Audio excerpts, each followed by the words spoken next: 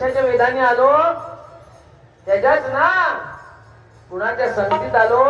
आई ज्ञानाबाईच्या संगतीत आलो, आई तुकाईच्या संगतीत आलो, आई मुक्ताईच्या संगतीत आलो,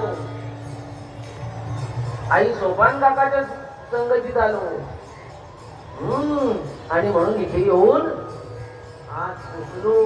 आणि काय आनंद आहे. अवघी दुमदुमली पडणं.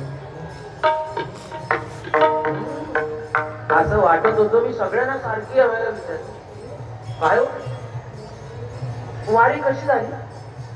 अहो कधी कळलं?